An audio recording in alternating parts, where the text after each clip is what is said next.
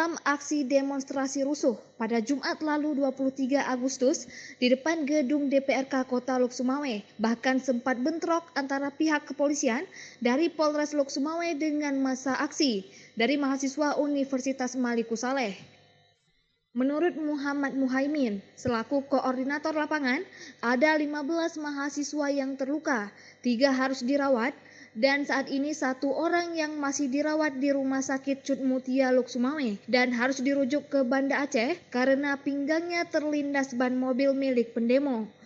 Terlindasnya Rokayata Nuzulul, mahasiswa Fakultas Hukum Universitas Maliku Saleh Lok Sumawe di bagian pinggang, terjadi saat mobil komando disiram air oleh mobil water cannon milik Polres Lok Sumawe dan mundur, sehingga Nuzulul yang berada di belakang mobil pick up terlindas bagian pinggangnya.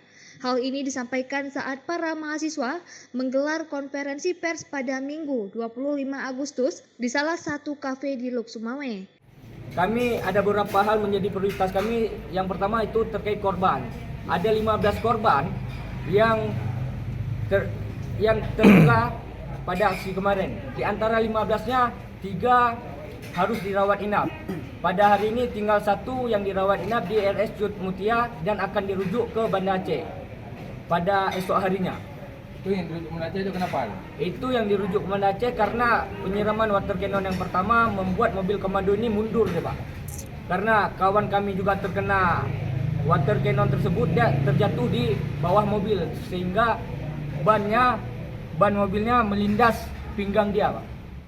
Meskipun belum sempat membaca petisi dan menyerahkan ke DPRK Lok Sumawe, para mahasiswa akan menyerahkan nanti tuntutan mereka antara lain mengawal keputusan Mahkamah Konstitusi, kedua terkait kinerja KIP Lok Sumawe yang harus independen dan kinerja PJ Wali Kota Lok Sumawe serta UUPA.